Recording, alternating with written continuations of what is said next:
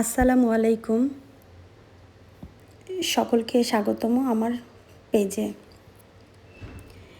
দেখতে পাচ্ছেন হাদিসের বইটি এক নজরে কুরআন, মিজানুর রহমান আজহারি স্যারের লেখা।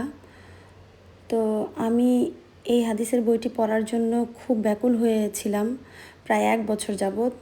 আমি বাংলাদেশে থাকলে দেখা গেছে সবসময় নতুন হাদিসের বইগুলো কালেক্ট করতে পছন্দ করি। আমি খুব বই পড়তে ভালোবাসি, হাদিসের বই বিশেষ করে। যখন স্টুডেন্ট ছিলাম তখন উপন্যাস পড়তাম, বাট এখন হাদিসের বইয়ের প্রতি খুব ভালো লাগা কাজ করে।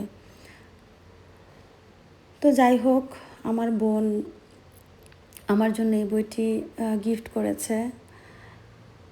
এই বইটি এমন একটি হাদিসের বই যেখানে প্রতিটি সূরা, 114টি সূরা আমরা জানি কোরআন শরীফে 30 পারার মধ্যে।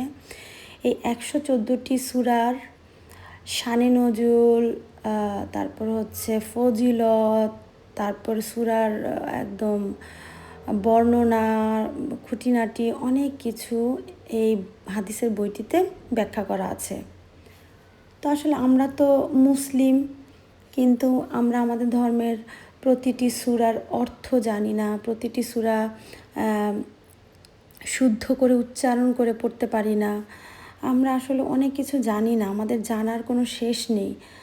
তো আমার সেই জানার আগ্রহ থেকেই, যেহেতু এই একটা মাত্র হাদিসের বইয়ের মধ্যে 114টা সূরা এবং এই 114টা সূরার সমস্ত ধরনের নামগুলোর রহস্য, সূরাগুলোর নামের রহস্য, কোথায় এটি নাজিল হয়েছে, কেন হয়েছে, শানে নজুল, তারপর হচ্ছে ফজিলত এবং কোনটা কখন পড়তে হয়, সব কিছু এখানে বর্ণনা করা আছে। আলহামদুলিল্লাহ, আমার তো আমি আসলে কবে এটা শেষ করতে পারবো পড়ে আল্লাহ জানেন। আল্লাহ যেন হেদায়েত দান করেন, দোয়া করবেন সবাই।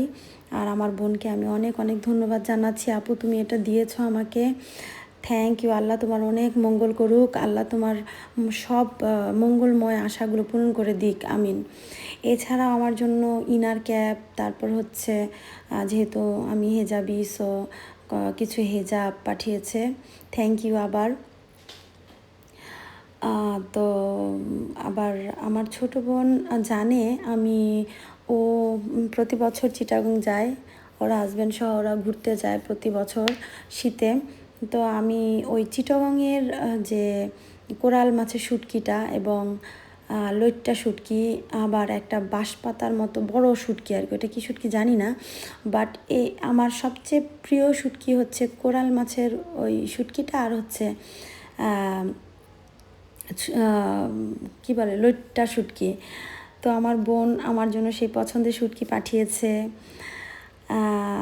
আমার মা তো কি বলবো, দেশীয় যে মাছগুলো, আমি জানিও না আমার জন্য যে সে মাছ পাঠাবে। শুনেছি যে কুরবানি যেহেতু হয়েছে, তো কুরবানির পরেই তো আমার দেবর এসেছে, বলেছেন যে কুরবানির মাংস একটু জাল দেওয়া মাংস যেটা, সেটা পাঠাবেন। তো ঠিক আছে, খুব এক্সাইটেড আমি। আর কচু শাক, আমার মায়ের ইলিশ কচু শাকটা আমার খুব খেতে ইচ্ছে করছিল, তো মা সেটাই পাঠিয়েছেন রান্না করে ডিপ করে। তারপরে এই তো হচ্ছে জাল দেওয়া গরুর মাংসটা, এটা খেতে যে কি মজা লেগেছে আমি কি বলবো। এটার ভিডিও আমি পরে একদিন দিব। আমার বাচ্চারা খেয়ে কি রিভিউ দিয়েছে, আসলে বাচ্চারা তো মানে কি বলবো, ভালোটা ভালোই বুঝে। এই তো কচু শাক, ইলিশের কচু, ইলিশ মাছের মাথা, আর বড়ইয়ের আচার, তারপর হচ্ছে আমসত্ত্ব, আমার মার গাছের মরিচ, কাঁচা মরিচ। আর আমরা যেহেতু ঝাল খাই না, তাই তিনটা মাত্র বোম্বাই মরিচ দিয়েছিলেন। তো আমি 2টা খেয়েছি, আমার হাজব্যান্ড একটা খেয়েছেন। আলহামদুলিল্লাহ, খুব মজা লেগেছে। কচু শাক দিয়ে খেয়েছি মরিচটা। আর আমার মা এই যে আম দিয়েছেন, কাঁচা আম। প্রতি বছর আমার জন্য 2.5 কেজি বা 3 কেজি যা পারেন, ওজনে আসলে আনাটাও তো কষ্ট হয়ে যায়, যে আনবে তার জন্য কষ্ট হয়ে যায়। সো এবার 3 কেজি আম ছোট ছোট করে মানে ছুলে হচ্ছে পিস পিস করে কেটে তারপর ডিপ করে দেন, এরকম প্রতি বছরই দেন আলহামদুলিল্লাহ। তো আমি সেটা আবার ডিপে রেখে আমার মেয়ে আমরা খুব আম ডাল পছন্দ করি, সো সারা বছর আম ডাল খেতে থাকি আলহামদুলিল্লাহ।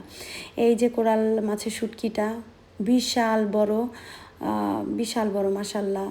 তারপরে হচ্ছে শুটকিগুলো সব আলাদা করে রেখেছি। আমার মায়ের মাছ, কত ধরনের মাছ দিয়েছেন আল্লাহই জানে। এই মাছ আমার পুরা 1 মাস গেছে, পুরা 1 মাস আলহামদুলিল্লাহ। তারপর হচ্ছে আমার শ্বশুর বাড়ি থেকে দিয়েছেন সরিষার তেল, তারাও দিয়েছেন আমসত্ত্ব, তারা দিয়েছেন জলপাইয়ের আচার। আমার শ্বশুরমশাই কালো জিরা পাঠান সবসময় তার ছেলের জন্য। তো এই তো আলহামদুলিল্লাহ, সবাইকে অনেক অনেক ধন্যবাদ। আর কি বলবো, মা আপনার